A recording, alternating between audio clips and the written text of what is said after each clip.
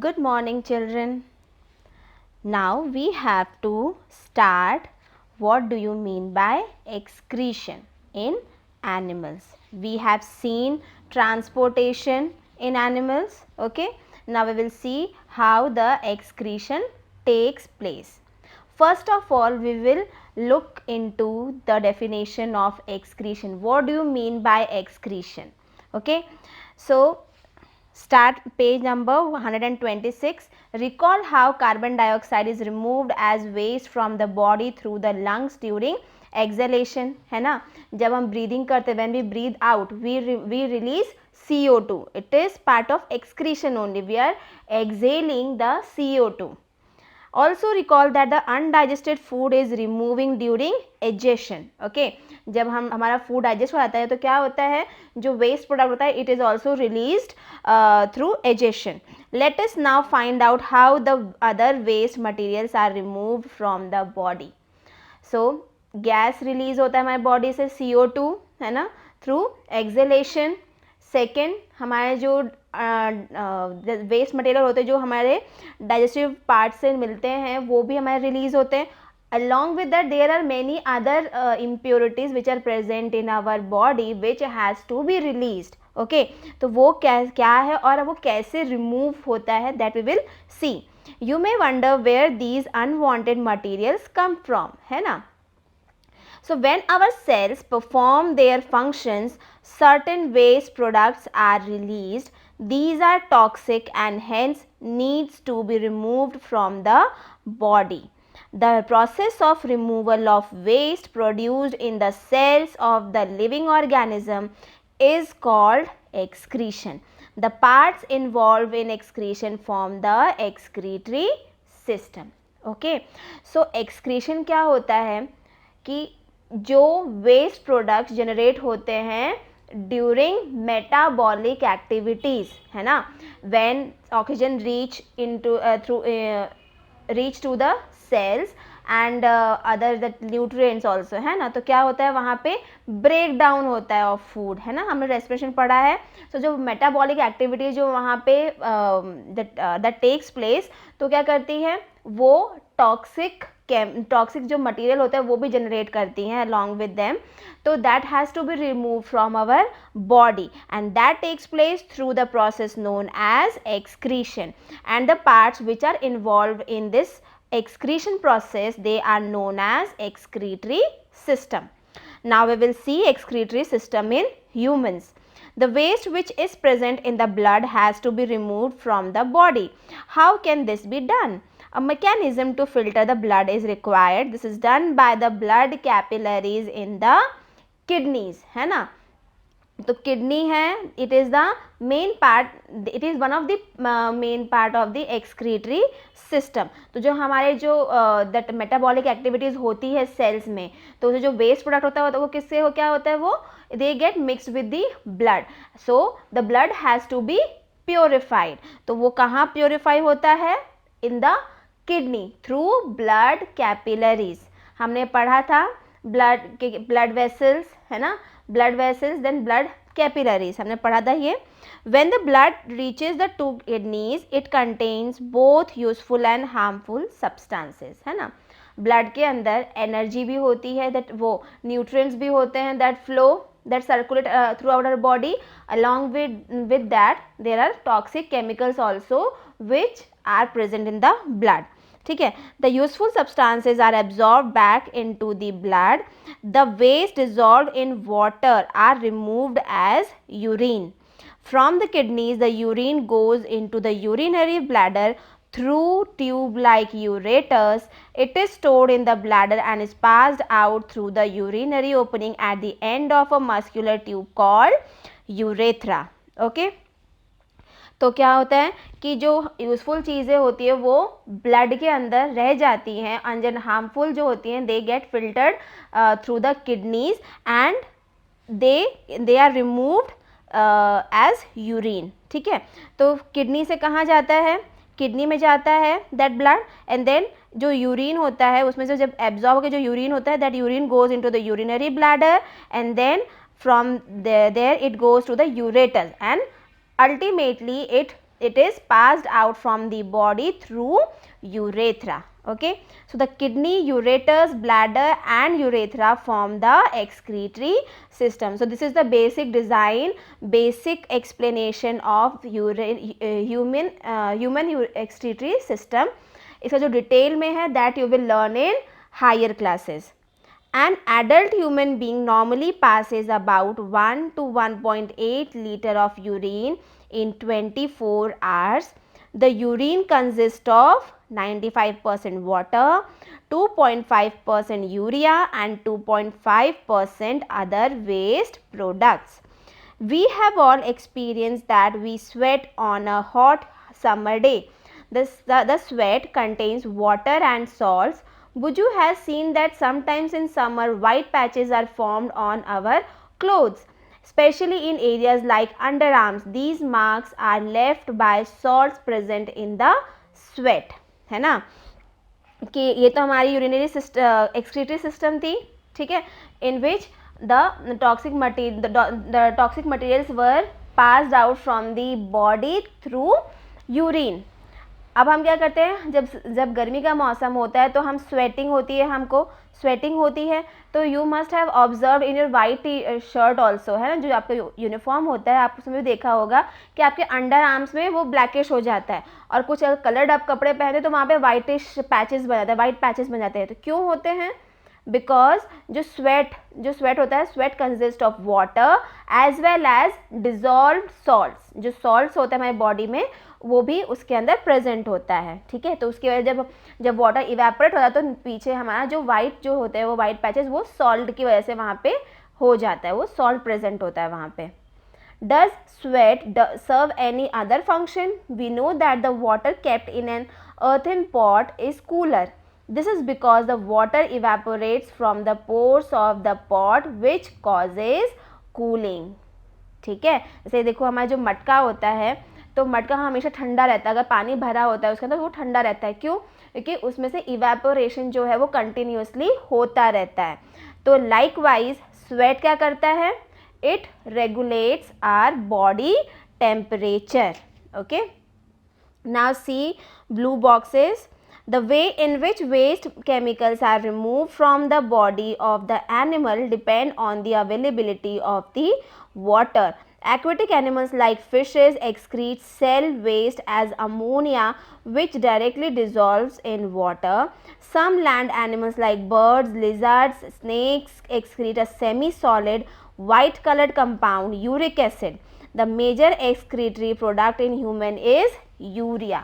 ठीक है, तो जो वेस्ट केमिकल्स होते हैं हमारे बॉडी में जिससे से निकलते हैं वो डिपेंड करता है कि हमारे बॉडी के अंदर पानी कितना है.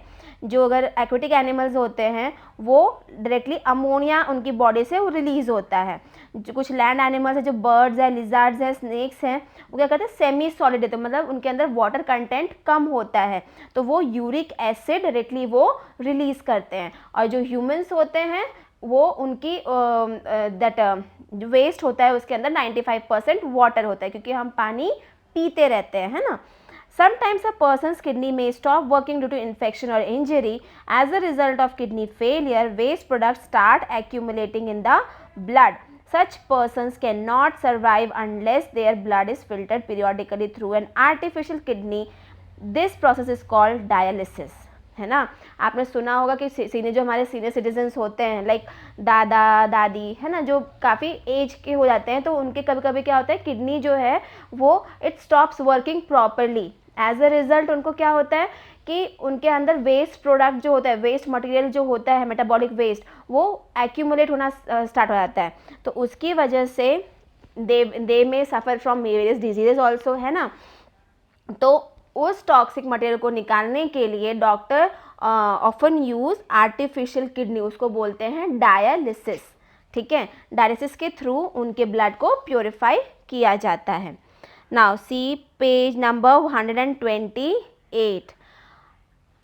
Similarly, when we sweat, it helps to cool our body, that we learned earlier. Now see 11.3 transport of substances in plants. ठीक है, अभी हमने देखा था ह्यूमंस के अंदर ट्रांसपोर्टेशन किससे होता है? Through blood. अब यहाँ पे हम देखेंगे कि how the substances transfer in case of plants. In chapter 1 you learned that plants take water and minerals nutrients from the soil through the roots and transport it to the leaves. The leaves prepare food for the plant using water and carbon dioxide during photosynthesis. You also learned in chapter 10 that food is a source of energy and every cell of an organism gets energy by the breakdown of glucose. The cells use this energy to carry out vital activities of life. Therefore, food must be made available to every cell of an organism. हमने chapter 1 में देखा था कि जो plants होते हैं वो soil से वाटर एंड मिनरल्स लेते हैं, ठीक है. देन हमने देखा कि yes leaves prepare food with the help of with the process known as photosynthesis, ठीक है. And that we learn in chapter number 10 the term respiration means every cell has to respire to generate energy, है ना. तो उसके लिए क्या होगा कि जो फूड है that has to be transfer to each and every cell of the plants also, है ना, तभी वो एनर्जी जनरेट होगी. तो इसके लिए now we will see, have you ever wondered how water and nutrients absorbed by the roots are transport to the leaves, है ना. अब लीव्स से हर एक part like branches, roots, stems, हर जगह वो जो फूड है दैट लीव्स हैज़ प्रिपेयर्ड, तो वो कैसे वहाँ पे ट्रांसफ़र होता है, ट्रांसपोर्टेशन होता है, दैट कभी आपने सोचा है उसके लिए. How is the food prepared by the leaves carried to the parts which can not make food, that we will see here. Transport of water and minerals. Plants absorb water and minerals by the roots. The roots have root hair. The root hair increase the surface area of the root for the absorption of water and mineral nutrients dissolved in water. ठीक है, जो roots होते हैं आपने देखा होगा, धनिया अगर अब हमारे घर में धनिया आता है ना, कोरिएंडर लीव्स, तो उसके देखो नीचे स्टेम्स दैट होते हैं, रूट्स होते हैं, है ना. उसके देखो छोटे छोटे सब डिविजन्स भी होते हैं, सब एक्सटेंशंस होते हैं, उसको बोलते हैं हम root hair.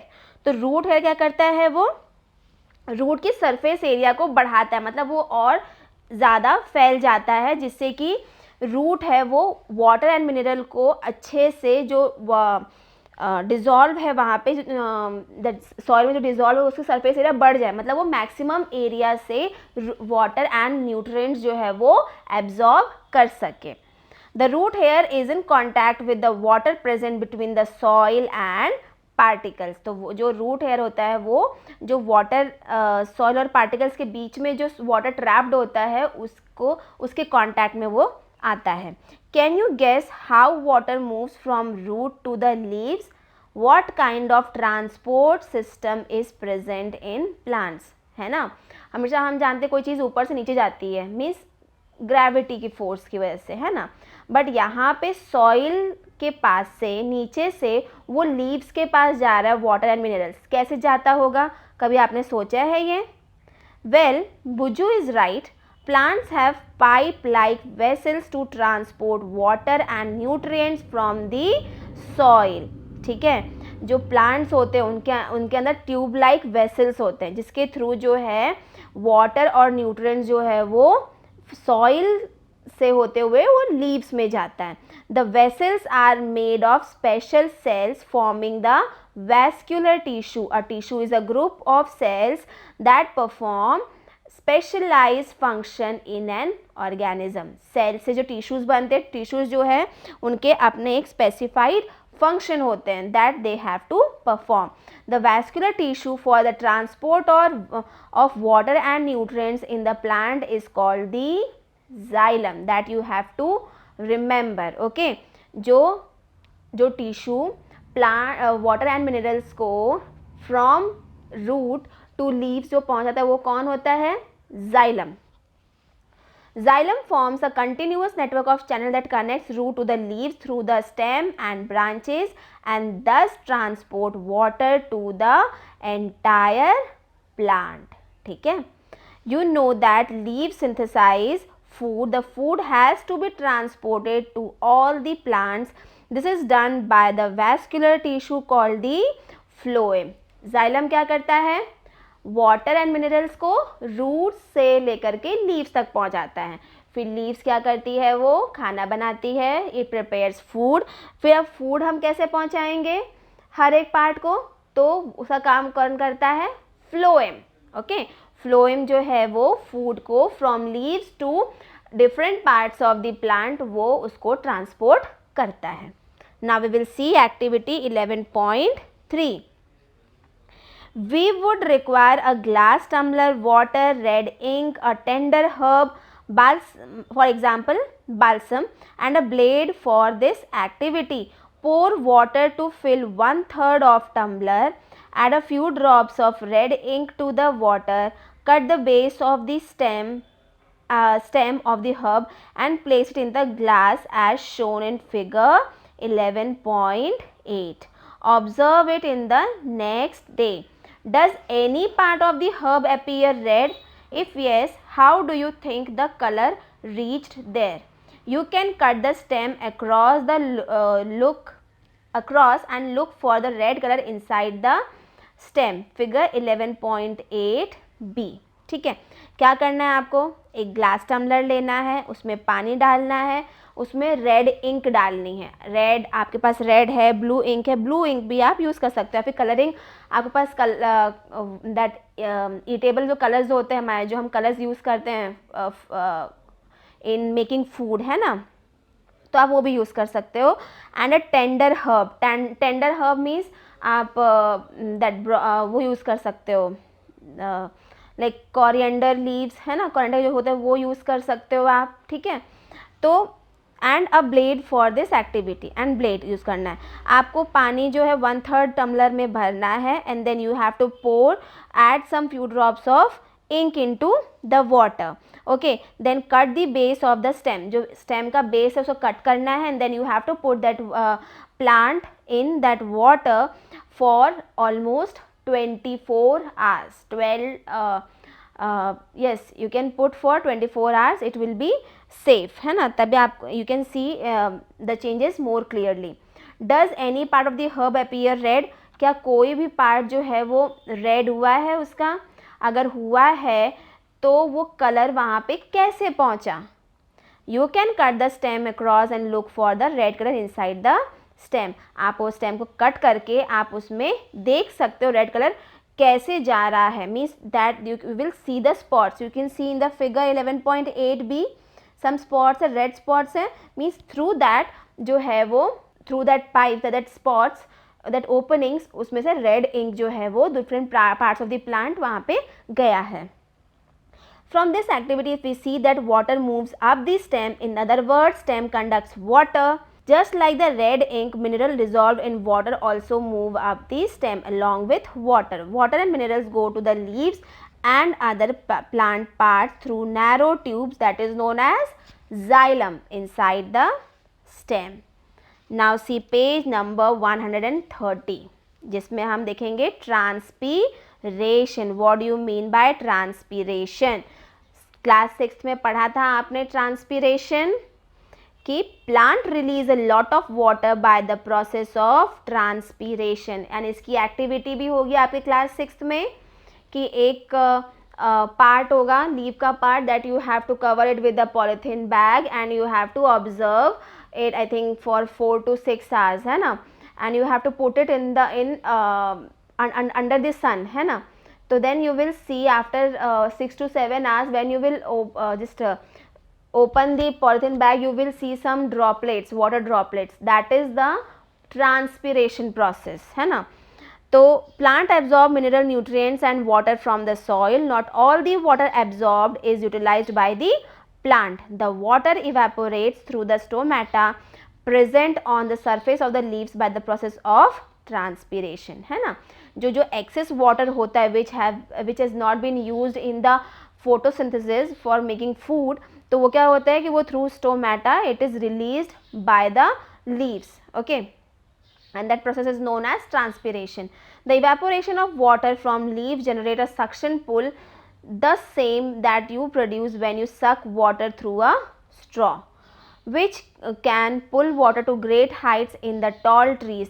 Transpiration also cools the plant. Like we sweat to regulate the body temperature, so in the same way transpiration occurs in plants to regulate their temperature. Okay, so this is all about your transportation in plants and animals. Okay, and go through the video. I will send one more video to make you understand the process of this excretion. Okay, so go through it, and if you are having any doubt you can ask in the Google Meet. Thank you.